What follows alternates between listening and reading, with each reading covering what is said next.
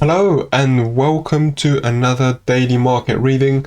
I'm going to make it quite a quick one because the market hasn't actually given us much to work with, and I do not want to be saying the same thing again and again and again and again. Very quickly, this is what we have left it as on the previous video. This is my ideal short position between 79,000 and 80,000. This is where I'm going to be looking for my short positions. Ideally, okay, I usually place my stop loss of around 2% max when it comes to Bitcoin, and this area covers that and even a little bit less. Okay, so it is quite a nice trade. Why would I be looking for a short position around this area? There's quite a few reasons. The first one being that during last weekend, not this one that we've just had, the previous one, we were inside this little sideways channel, trading up, down, up, down, up, down. Great. We created a bit of liquidity here and a bit of liquidity below. Below, grabbed it, fine, all good, that's gone. We then started trading within this bigger sideways channel where we were going up, down, up, down, up, down. Fine, we created some liquidity on the top and some liquidity on the bottom. We grabbed this liquidity on the bottom, fine, cool, that's it, it's gone. What isn't gone? All of this liquidity that we have got on there. We have got a bunch of liquidity that has been created ever since last weekend, okay, which has not been cleared yet. It would make sense for us, for the price of Bitcoin, to get a move up, okay? 79,000 to 80,000 is my first target. It's also going to be a golden Fibonacci retracement from this whole impulsive phase down from the very top to the very bottom. The golden pocket sits exactly at 79,000 on the dot. Okay, what else have we got at 79,000? We have also got what once used to be a resistance, turned into a support, had a bit of time wasting there, and then we broke it. We didn't actually get a retest of that area just yet. Would it make sense for us to now get a nice little shape back up, get the retest for us to go short? Absolutely. That's what I'm going to be looking for. This is what I'm going to be trading as. Okay, another thing worth noting is we have got a CME futures gap. Can you guess where? Yes, exactly 79,000. We've got a CME futures gap that's ending exactly in the area where I'm going to be looking for a short position. This is going to be a really interesting point for me. Liquidity wise, for filling out a CME gap is going to be a golden pocket of a Fibonacci retracement. It's going to make sense. Is there anything else that's going to point at around that area? Absolutely. I'm now going to turn on our smart trend. What is the smart trend, you're wondering? Smart trend is an indicator we have created because here at Elite Flow, we're a brand that specializes in the creation of trading indicators. You can get these for free, at least at the time of me making this video. We have got, what can we see? We have got a that's on the 1 hourly time frame. I'll go up to the 8 hourly. It will add a bit more weight. Why not? We have got a 4-hour gap and an 8-hour gap, literally inside and at the gates of my ideal short position. Okay, I'm now going to do the same retracement as before, just because I want to show you something.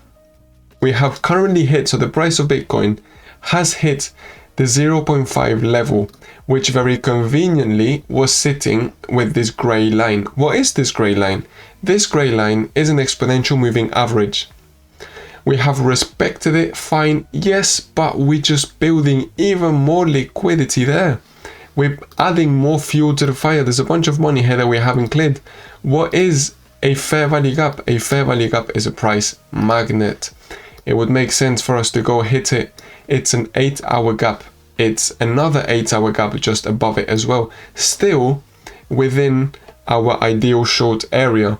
It is also a previous resistance which we have not tested yet. It's also where we have got a golden retracement, where we have got the CME futures gap. Come on, there's a bunch of things all sitting together very nicely. Is there anything else, Jay, I could add to this? Guess what? I can. We have got a order block on the 4 hourly time frame, if I'm not wrong, just around there, right? Just a little bit lower. It would make sense for us to, yes, we've tested it once, it would make sense for us to go break it and then just go around there and then get a really nice place for us to go short. Okay, why am I so adamant on short? Why do I want to go short? Because I am not forgetting that Bitcoin is in a bear cycle, is in a bear market. That's the one. We are not in a bull market. Okay, I think we are owed a move back down. Bitcoin, let's not forget, okay? Let's not forget. Bitcoin had a massive push up. When I say massive push up, I mean over the span of 27% move. Actually, I've done that wrong. 27% move in 37 days, okay? This also is not a really strong move, okay? If you want to see what a strong move looks like, this is a strong move, okay? The price of Bitcoin went down 31% in 8 days. This is a strong move. Now this one, that's a slow, sluggish move, okay? This is trapping a bunch of people. This is basically letting people have enough time to go and post on TikTok and on Instagram and on Twitter. We are going up to all-time high. This is really good. We're now the start of the bull market. I really do not think we are. Okay, in my point of view, we're not. Okay, another thing I've just realized as well is how beautiful our order blocks are working, as well as the smart trend is working. We came crashing down from one order block up until our next order block, which is exactly where the 8-hour smart trend was sitting. We had a little bit of red money flow, which is exactly what you want to see when it comes to taking a long position, and we got a really nice move up. So that's basically it. I'm gonna be waiting to build a short position there. Does that promise a short win? No, it doesn't. Nothing is ever 100%. Nothing is stopping Bitcoin from shooting straight back up. Okay, another thing we must also be very, very aware of is that with this conflict that we've got going on, the price of oil has been really, really high. I strongly believe it's really tough for the price of Bitcoin to go to all-time highs and get massive pumps up if we have got a war going on and if we have got the price of oil as high as we have got it. Yes, we could get some peace deals and some breaks, but let's not forget how that's going to affect inflation. Inflation data coming out bad is going to slap the price across the face. That's my point of view. I'm not perfect. I'm just a human being that has done a little bit of trading and that has got some pretty nice trading indicators. Okay, if you have a different reading, if you think I'm wrong, leave it in the comment section. I am actually curious to know what you guys think is going to be happening. Okay, that's that on Bitcoin. Let's have a really quick look on Ethereum. We have actually got a really similar thing. Let's go on the 2 hourly time frame. It's the same thing, just even worse. That's what's paining me. We have got, let me take off all of this. We've got all of this liquidity that we've created there. Look at all of this on a sideways channel, okay? Because Ethereum has been staying like this, had a slight deviation down. Yes, fine. What happens during a sideways channel? You've got liquidity created there, which we have grabbed. Cool. We've got all of this one and we haven't cleared yet. All of it, which we have not cleared yet. It would make sense for us to go and clear it. Okay, at least that's what I think. Am I wrong? Maybe. I'm not perfect. I'm not a prophet. I am just someone that trades. Another thing, I'm on the 4 hourly time frame. I'm going to trace a Fibonacci retracement from this high down to this low. We can see something quite interesting above all of these recent highs. Okay, so the price could be going up, hitting the 0.5 level alongside a 4-hour order block, alongside a 4-hour fair value gap, alongside the purple smart trend.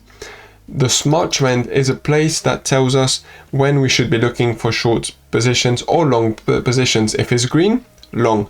If it's purple, short. If we get really close to it in such a hot area, would it make sense for us to go short or to go long? It would make sense for us to go short, yes. Is there anything else supporting this? Absolutely. Look. CME futures, exactly the same thing. We've just recently cleared, and actually, as the top side of this channel, we have been using a CME futures gap that we created in April, okay? We are now in May, and we have just recently cleared it with this move down. On this whole move down, we left one around here. Oh, what is going on here between 2,200 and 2,180? Wow, look at this. 2,180 is exactly on the 0.5 level, which is where I was saying, and 2,200 is around there. This area is where we have got a CME futures gap. Exactly the same thing as Bitcoin.